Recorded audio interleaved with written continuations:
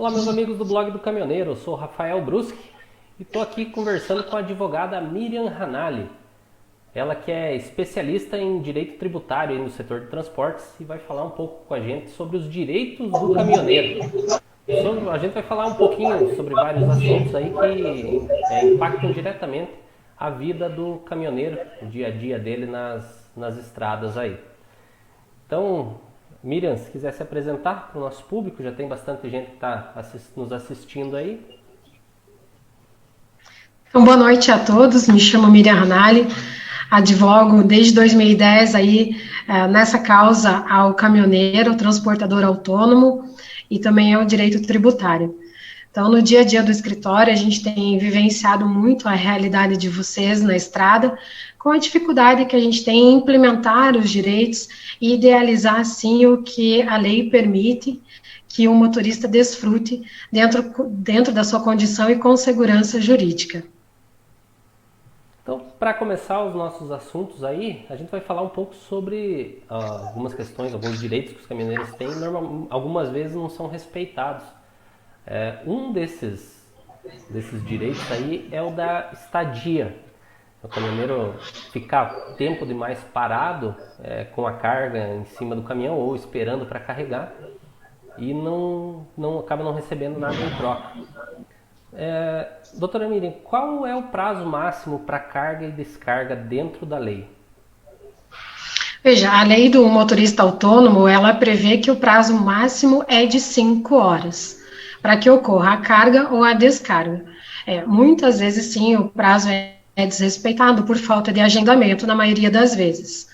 Quando desrespeitado esse prazo, o caminhoneiro tem todo o direito, respaldado em lei, de exigir, sim, o pagamento da estadia, conforme o parâmetro legal que é estipulado para a realização de cálculo, a fim de indenizá-lo pelo tempo que o caminhão ficou à disposição daquele contratante ou do embarcador.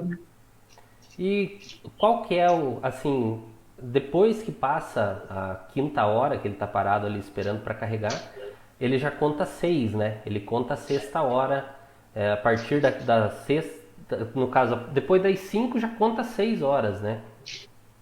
Na verdade, o que a legislação fala, a Lei 11.442/2007, é que, uma vez incidente o pagamento da estadia, ele vai retroagir a primeira hora. Então, ele vai começar a contar da primeira hora até o momento final da carga ou descarga. Então, o que acontece no dia a dia, que quando tem o acerto para fazer o pagamento, eles acabam descontando as 5 horas. Mas não aceita o desconto, porque a lei fala que conta a partir da primeira hora, quando ultrapassada a quinta hora. Então, isso é bastante importante aí para os caminhoneiros que estão nos acompanhando. Você tem que cobrar o que lhe é devido e é devido desde a primeira hora. Se ultrapassar a quinta hora, aí, 6, 7 horas, às vezes acontece ficar mais de um dia esperando, você conta desde a primeira hora que chegou para carregar ou para descarregar. Sim, por isso que eu falo para eles, o que é importante? É a gente ter prova da hora da chegada. Mas, doutora, como que eu vou provar que eu cheguei? Olha, tem horário de marcação da portaria, tem talvez um agendamento. Se não tem isso, faz um check-in pelo Facebook, dizendo, estou aqui na empresa, tal hora. Isso aí a gente pode usar como prova. Porque hoje, se eu levo para o judiciário, eu não posso apenas falar para o juiz que eu tenho direito a receber. Eu tenho que provar desde o momento em que eu cheguei e que eu fiquei à disposição do contratante. E qual que é o valor que a lei diz que o caminhoneiro vai receber, deve receber?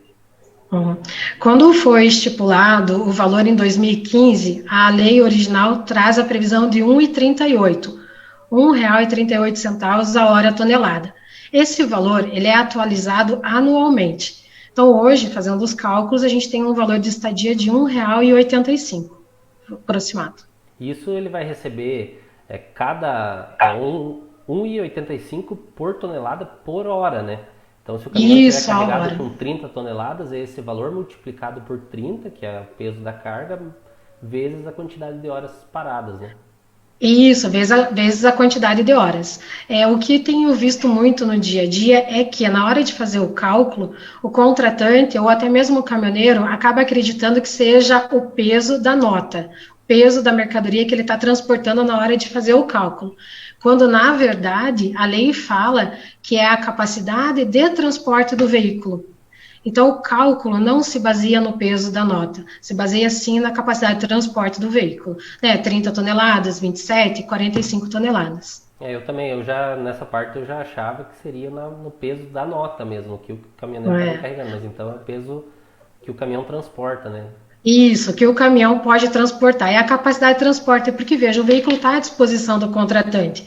Não seria justo considerar o peso da nota se ele deixou de carregar outros fretes pela capacidade que ele teria de transportar a mercadoria. Então, essas são eu digo pegadinhas do dia a dia, mas são as formas que o embarcador, o contratante, tenta se esquivar da sua obrigação legal, lesando mais ainda o caminhoneiro. Né? Não dá para considerar que a remuneração ainda assim seja justa, mas pelo menos a forma correta de pagamento tem que acontecer. Ela tem que ser concretizada por uma questão de respeito.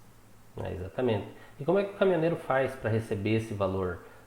A empresa deveria pagar ele imediatamente, né, de forma correta. Mas se não acontecer esse pagamento direto aí, como é que ele faz para... O caminhoneiro ele pode estar buscando a empresa diretamente. Sendo negado, quando o trabalho vem a mim, eu sempre tento fazer uma negociação extrajudicial. Ou seja, eu ligo para o contratante, esclareço qual é o valor, esclareço qual que é a vantagem de fazer o acordo, né, não indo a causa para o judiciário. Na maioria das vezes a gente tem notificado e recebido aí com um prazo aí de 3 dias para o caminhoneiro. Quando isso não acontece, a gente vai e bate a porta do judiciário. Mas para isso eu digo, com toda a documentação que realmente comprove esse direito, né?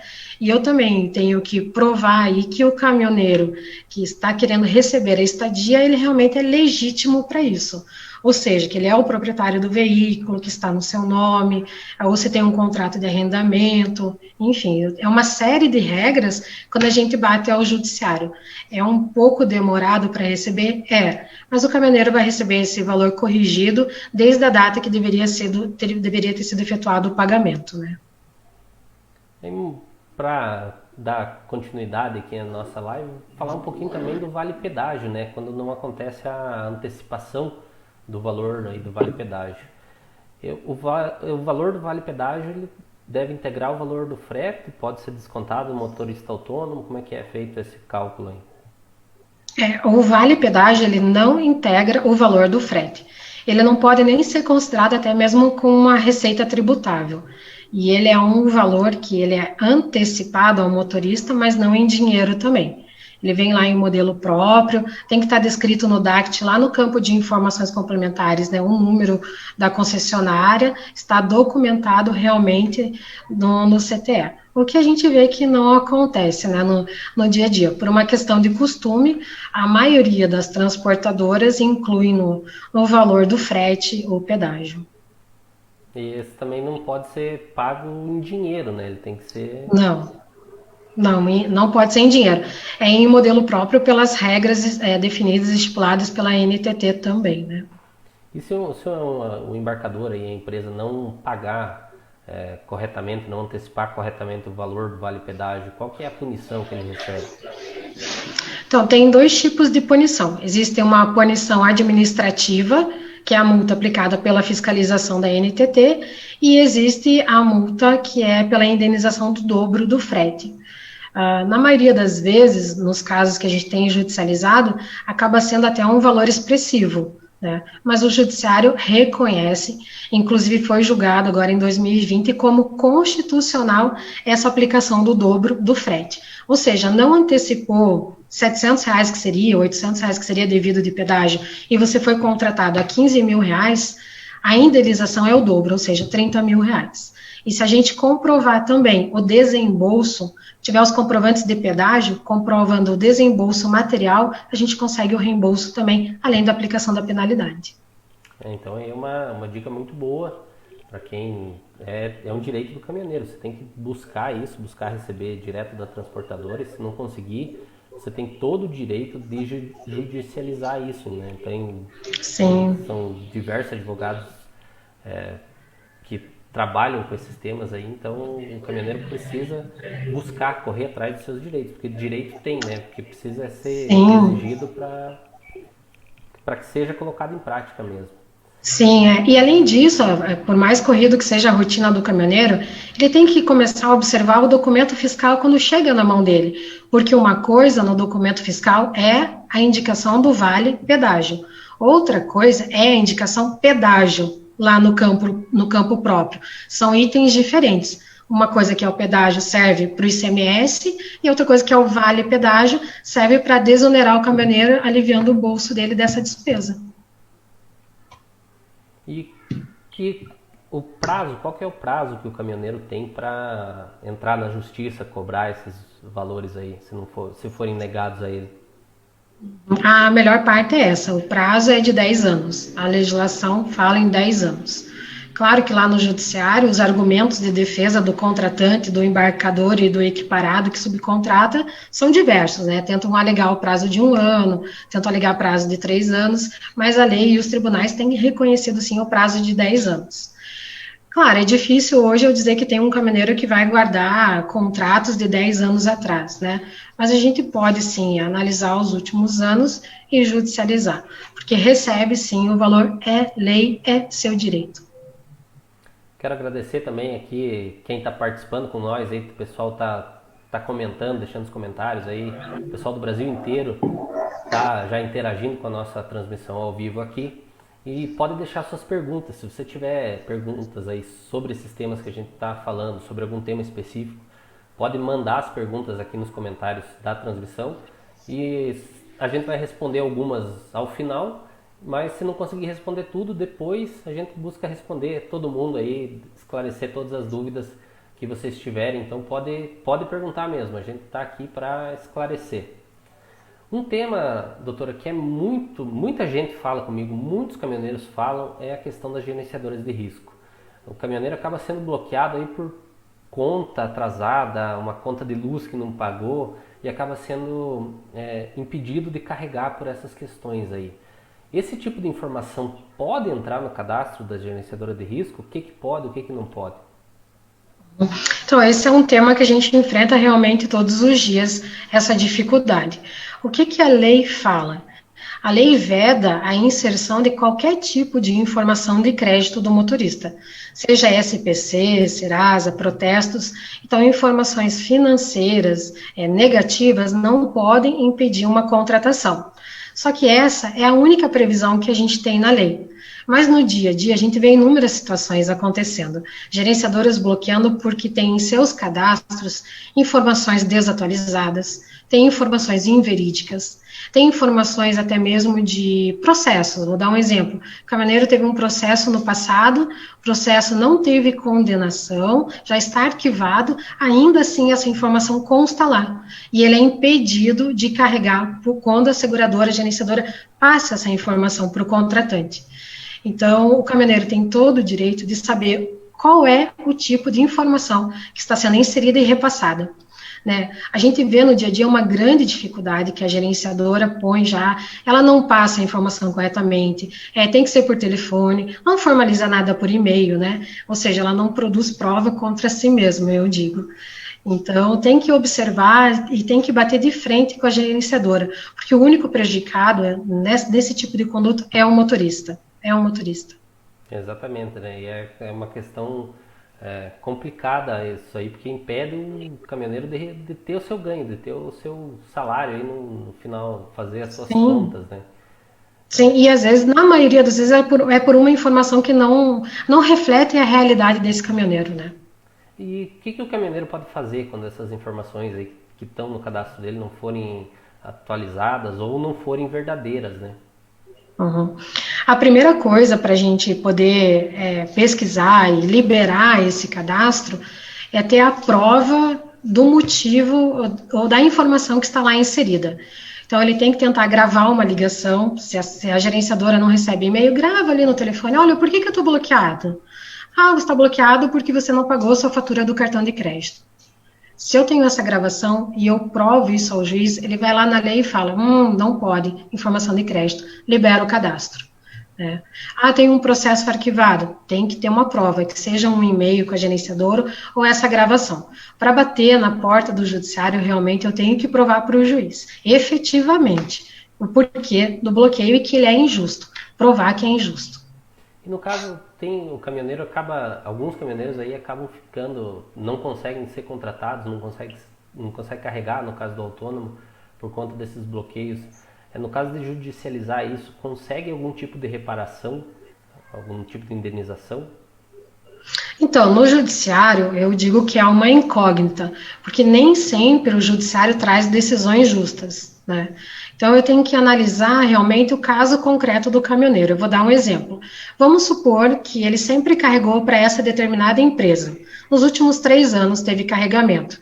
E agora foi inserida uma informação negativada. E eu tenho que provar para o juiz que ele carregou nos últimos 3 anos e tentar fazer uma média do que ele deixou de ganhar com essa informação. Como que eu provo isso?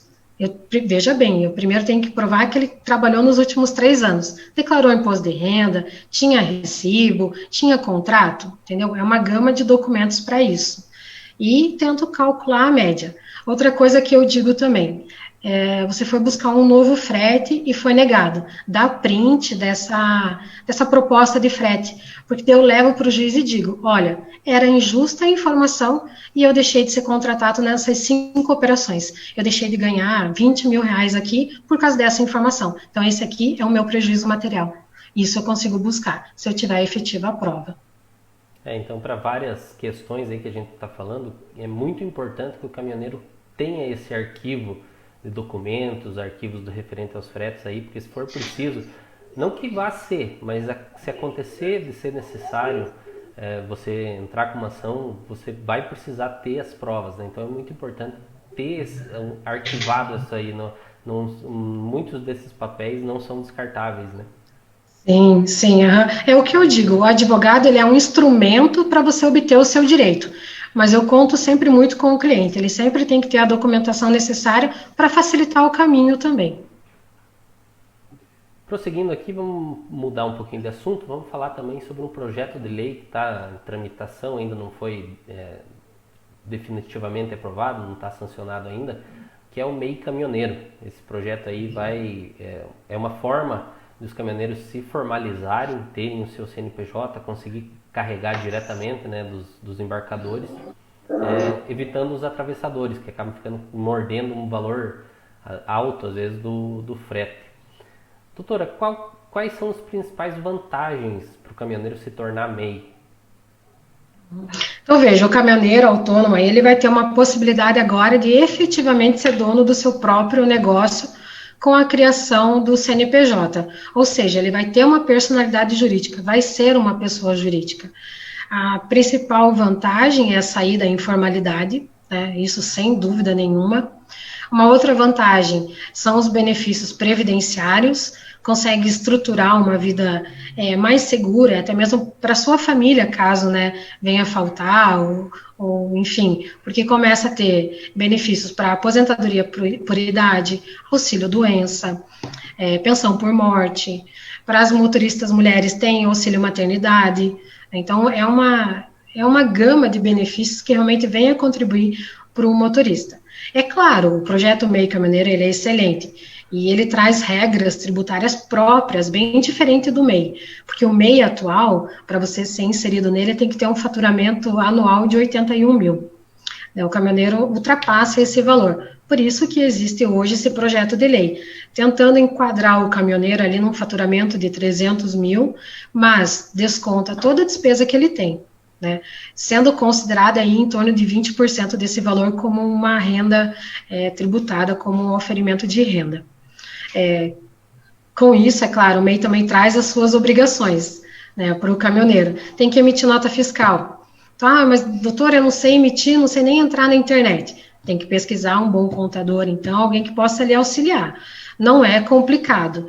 No começo pode ser um pouco difícil porque é uma surpresa, mas depois você vai se habituar. E a outra vantagem, como você bem disse também, Rafael, é a questão de cortar o atravessador. Corta o agenciador de carga e o motorista passa a receber 100% do frete, né? Acho que isso é importante também. Essas questões aí do caminhoneiro, o autônomo conseguir o frete, sempre tem alguém que passa a mão numa porcentagem, normalmente às vezes uma porcentagem alta. Então, sendo MEI, conseguindo pegar os fretes direto aí por ser pessoa jurídica, faturamento do caminhoneiro tende a melhorar muito, só que tem as obrigações, né? Então o caminhoneiro, é uma questão também que a gente sempre fala aqui no blog do caminhoneiro, o caminhoneiro tem que se atualizar. Não é mais assim, só dirigir o caminhão. Você precisa gerenciar uma empresa. O teu caminhão é uma forma, é uma extensão, né, da empresa. Você tem que se considerar uma empresa. Fazer cálculo, fazer conta, ver se o frete é rentável para aquela operação que você está fazendo, se o teu caminhão não está custando mais do que você está ganhando. Então tudo isso tem que pôr na ponta do lápis. E com o MEI aí vai ser mais uma forma do caminhoneiro ter mais controle sobre os ganhos e ter um faturamento melhor, né?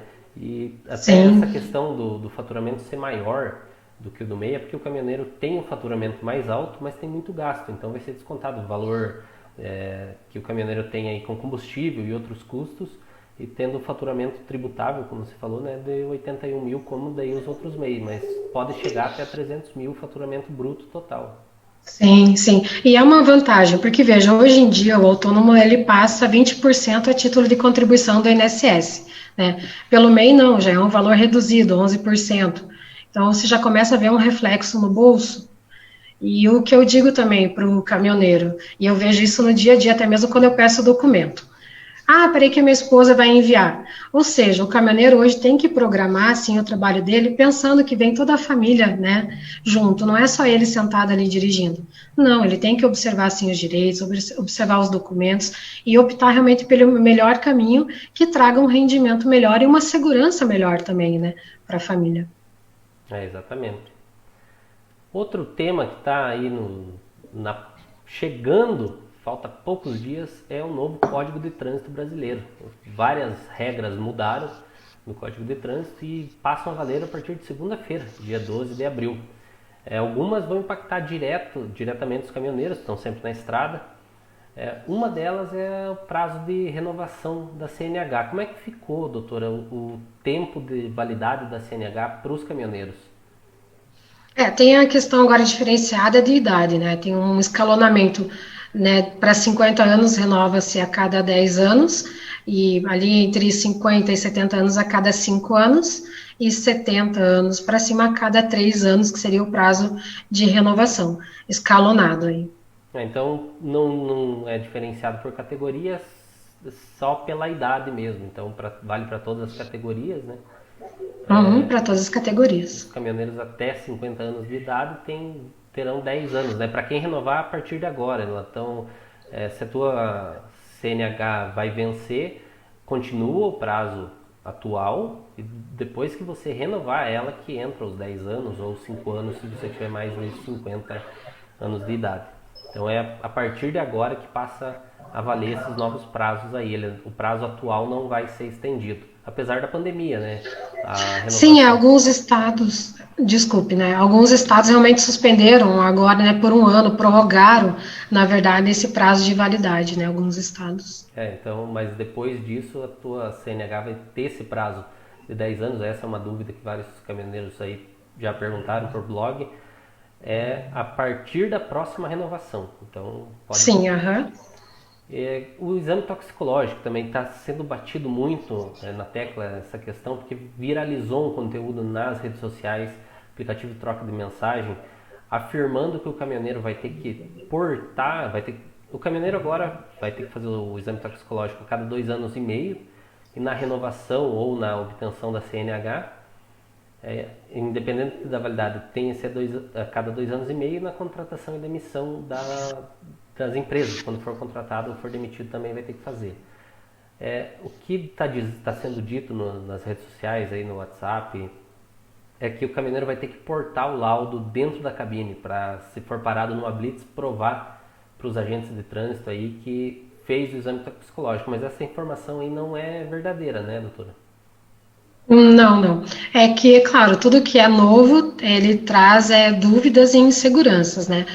Mas a letra da lei, a legislação, ela fala que aquele condutor da categoria C, D e E, naquela faixa etária de idade 50 a 70, tem que fazer o toxicológico no prazo de 2 anos e 6 meses.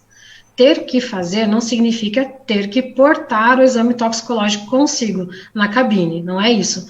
Mesmo porque, quando ele faz o exame nesse prazo, o próprio laboratório vai inserir essa informação no órgão regulamentador. Então, diante de uma fiscalização, é lá o agente que vai consultar esse órgão e vai estar inserida essa informação, se realizou o exame dentro desse período determinado em lei. Se for um motorista superior a 70 anos, o prazo é diferenciado também, 1 ano e 6 meses. Então o caminhoneiro pode ficar tranquilo, vai ter que fazer o exame, mas não precisa ficar transportando o laudo aí junto na cabine, porque o laboratório já informa os órgãos de trânsito e inclui esses dados no teu cadastro. Então pode ficar tranquilo, essa informação aí que está sendo... Foi um entendimento incorreto, acredito eu, né, por causa da novidade, mas o caminhoneiro não vai precisar ficar portando o documento aí. Não vai precisar.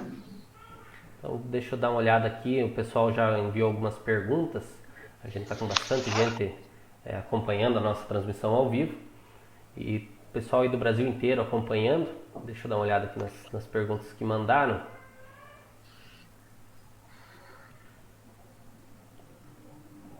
Deixa eu ver aqui as perguntas, tem bastante coisa. Ó, uma questão, se exigir a cobrança da estadia e entrar na justiça para receber, a empresa se negar a pagar, ele tem que entrar, o caminhoneiro Fábio que está dizendo que nunca mais consegue carregar naquela empresa porque é barrado. O que ele pode fazer nesse caso aí? Então, existem algumas situações realmente que os motoristas relatam que tem acontecido isso. A lei não permite que isso aconteça, é uma questão de costume. Bateu na porta do judiciário, a transportadora acaba barrando esse motorista para novos carregamentos. Então, é o que eu digo, se eu provar para o juiz que eu tinha um contrato com essa transportadora e eu sempre contratei, e levar os conhecimentos de transporte do último ano, dizendo, olha, só porque eu cobrei o meu direito, eu deixei de ser contratado, eu exijo uma reparação, eu posso buscar. Buscar no judiciário não significa também que você vai ganhar, porque em alguns casos o juiz entende que aquela empresa ela não é obrigada a te carregar pela livre vontade que existe de contratar entre as partes. Mas se eu provo que você depende daquele trabalho, que era exclusivo, você tem uma perdas e danos aí, evidente. A outra questão do Gabriel aqui, que me mandou pra gente, é referente à aposentadoria. O pai dele trabalha com caminhão desde 1960, sempre trabalhou para terceiros e como particular. Agora eles foram tentar fazer a aposentadoria do pai dele e só apareceu 1 ano de contribuição, que seria 2001. Como é que ele faz para conseguir essa aposentadoria? Porque entra nesse caso também aí que não tem a formalização, né? Ele não tem uma comprovação do serviço que prestou, né? Veja, a minha especialidade não é o previdenciário, mas o que eu posso indicar é que ele tem que tentar buscar os últimos documentos dos contratantes. É difícil. Vai ser difícil provar que houve contribuição ou retenção repassada ao INSS. Em alguns contratos nem existe, né, a retenção devida do INSS. Por isso que é importante, eu digo hoje sempre para o motorista, observe o documento, observe o contrato que você está fazendo, porque hoje eles lhe retiram o direito assim, facilmente você não vê, não percebe, vai ver lá na frente, quando você quer construir sua aposentadoria, ter o seu conforto. Exatamente. Mas tem que buscar. Pode falar. Então tem que ficar bem ligado nessa questão aí, documento, contrato, tudo que envolve a tua vida no caminhão aí, para não ter esses problemas futuros, né? Veja esse caso, Sim. Ele trabalhou quantos anos trabalhando, agora vai se aposentar e não consegue, né? Sim, Uma outra coisa que eu acho importante também, que eu deixei de falar, ainda na questão de estadia, e acontece muito, é o caminhoneiro reter a carga para receber a estadia. Não vou descarregar enquanto não me pagar a estadia. Esse é um problema. Então, eu digo, não retenha, porque o direito te ampara a receber a estadia. Só que quando você força, você coage ao recebimento, você está criando um outro problema. Aí você vai receber um oficial de justiça com uma liminar na porta do seu caminhão, te obrigando a descarregar, vai ter que contratar um advogado para você fazer a defesa, correr o risco ainda de ser condenado numa multa dentro do processo. Então, eu falo, não retenha a carga. Estadia é seu direito, está em lei e vai receber, mas nunca retenha mesmo. É importante falar sobre isso. Exatamente, tem que fazer as coisas dentro da legalidade, né? Sim. Aqui o Marcos André também mandou pra gente que já sofreu bloqueio de gerenciadora de risco por processos que já foi arquivado, né? É como eu falei, a gente aqui no blog do Caminhoneiro recebe muita solicitação de caminhoneiros a respeito dessas questões aí. Então, especificamente ele tem que procurar um advogado, né, doutora? Sim, aham. Quanto à gerenciadora, a gente pode provar um prejuízo material, que é o que você deixou de ganhar por causa da informação desatualizada de um processo arquivado, mas também tem o dano moral, né? O dano moral, ele é uma caixinha de surpresa. Eu nunca posso alimentar um motorista, o meu cliente, de que ele vai ganhar um dano moral elevado, porque o juiz, ele dosa o dano moral dentro da proporção do que foi o prejuízo, dentro da capacidade econômica de quem é condenado a pagar também. Né? Mas a gente tem, principalmente nessas questões de gerenciador, um dano moral a receber. Então essas foram algumas das perguntas aí que o pessoal mandou pra gente aqui no blog do Caminhoneiro.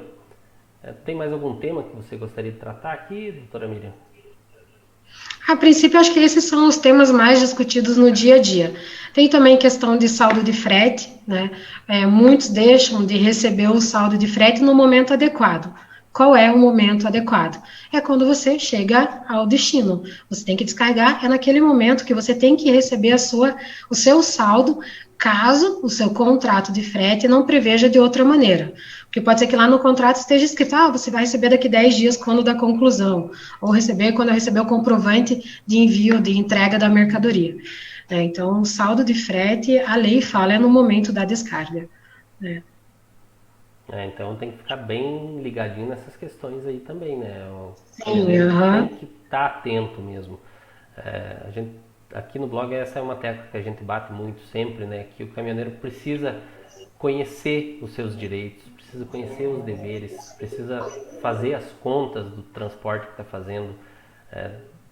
Tudo tem que levar tudo em consideração, tem que administrar, nem que você tenha só um caminhão pequeno, mas tem que administrar como se fosse uma grande empresa.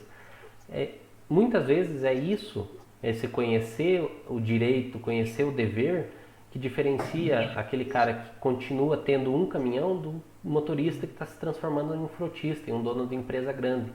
Que muitas vezes a história de várias empresas começou assim, um motorista, às vezes não começou nem com um caminhão, né? Começou sozinho trabalhando, mas fazendo conta, buscando, entendendo, conhecendo o seu nicho de trabalho para que foi os primeiros passos para conseguir crescer. E hoje estão com frotas aí muito grandes, né? Sim, e hoje eu digo, a gente tem uma geração bem diferenciada de caminhoneiro. Hoje, o acesso à informação ele é muito mais facilitado do que a geração de 20 anos atrás. Então, quanto mais informação você tem, mais informação você repasse entre os seus colegas, mais evidente vai ficar o seu direito e mais corajoso você vai ficar na ambição de receber o que é direito, de ser contratado pela tabela frete. Não tenha medo de pedir a tabela frete. Ela é lei, você tem que ser remunerado por ela. Claro, a grande maioria fecha o contrato abaixo, mas é porque realmente é uma questão de costume, é uma questão porque não tem o acesso à informação, tem o receio de ser bloqueado e não carregar mais. Então, a categoria tem que se unir. Já eu vejo essa união acontecendo. Se comparado isso há 5 anos atrás, hoje eu já vejo o caminhoneiro mais audacioso realmente e muito mais conhecedor da sua própria atividade, porque realmente deixou apenas de analisar ele sentado e dirigindo. Ele começa a se analisar como empresa, como responsável por suas obrigações, por seus deveres e conhecedor dos seus direitos também. É isso aí. Então, caminhoneiro, essa foi a nossa transmissão aqui com a advogada Miriam Hanali. Você deu o seu tempo aqui para o blog do Caminhoneiro para esclarecer algumas dúvidas que são recorrentes aqui no blog. Muitos caminhoneiros têm essas dúvidas aí. Então, se você tiver mais dúvidas, mais informações, pode deixar nos comentários aqui desse vídeo. Ele vai ficar aqui no arquivo da nossa página. Você pode mandar suas dúvidas. A gente tem também o WhatsApp, pode mandar no nosso WhatsApp. Pode mandar no e-mail, no blog do Caminhoneiro, tem uma área de contato. Se eu ou a pessoal aqui do blog a gente não conseguir responder para você, a gente busca informação. Foi o caso, hoje a doutora Miriam nos auxiliou aí com a informação a respeito do exame toxicológico, né? Foi falado sobre essa exigência de ter o exame na cabine, a gente não tinha a informação exata, conversou com ela e ela esclareceu. Então, se aqui no blog a gente não conseguir, a gente busca quem sabe, né?